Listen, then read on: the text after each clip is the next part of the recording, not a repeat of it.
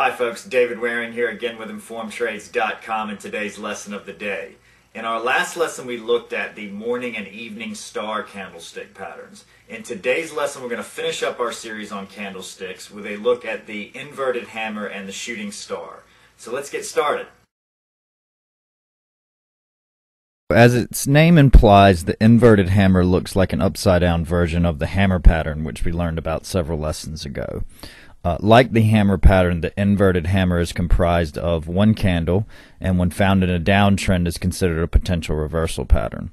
The pattern is made up of a candle with a small lower body and a long upper wick, which is at least twice the size of the body of the candlestick. The body of the candle should be at the low end of the trading range, and that there should be little or no lower wick in the candle. What the pattern is basically telling us is that although sellers ended up being able to drive the prices back down, at some point during the trading period, buyers were able to drive prices up.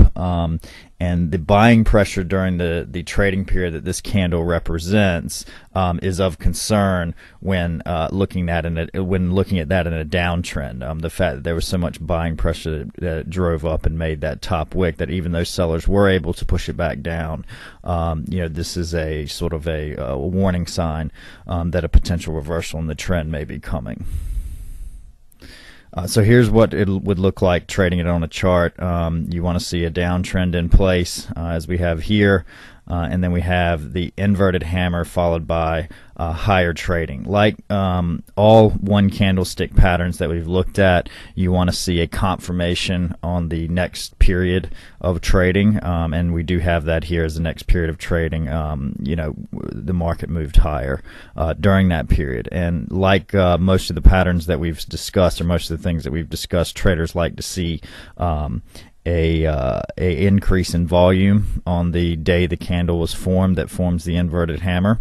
And the longer the wick is that forms the hammer, the greater the potential and the larger that reversal is thought to potentially be. And you can see in this particular case, we do have the increase in volume, and then we do have the reversal in trend that does happen there. The shooting star is exactly the same thing as an inverted hammer, but instead of being found in a downtrend, it's found in an uptrend and thus has different implications. Like the inverted hammer, it's made up of one candle with a small lower body, little or no lower wick, and a long upper wick that is at least 2 times the size of the lower body. The long upper wick of the pattern indicates that at some point buyers were able to drive prices up during the trading period, and the short body indicates that sellers were able to drive prices down to close near the bottom of the range. Now, since this pattern is found in an uptrend, this time the selling pressure, which is not going to be expected in a downtrend where it was expected in where it's not expected in the uptrend, in this case where it was expected in the downtrend, is going to call the trend into question. So that's going to be sort of the alarm sign that gets traders looking for a possible reversal in the trend here. As far as trading the shooting star goes, you're going to want to have an uptrend in place. This is a fairly small one, but you still do have several bars of up trading there, enough to form a small uptrend there. You do have the shooting star there. You can see it followed by the down trading.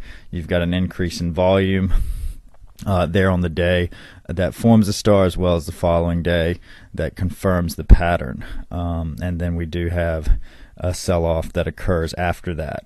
For those of you who've been following my lessons, you should also see another pattern that's in place that's confirming that this might be a potential good trade, and that is the double top. Okay. The purpose of the InformedTrades.com community is to hopefully form a website where people can go and join a community where they can learn with other traders without all the hype that is associated or normally associated with a lot of trading education. So if you haven't done so already, I encourage you not only to visit the InformedTrades.com site, but every page on the site has a comment section. So I encourage you to actively share your knowledge in areas where you're knowledgeable and to ask questions in areas where you might need to brush up. Okay, that's our lesson for today. In our next lesson, we're going to start a new series on money management. So this one wraps up our our series on candlestick charts. As always, if you have any questions or comments, please feel free to leave them in the comments section below or visit the Ask a Question section of informedtrades.com. And have a great day.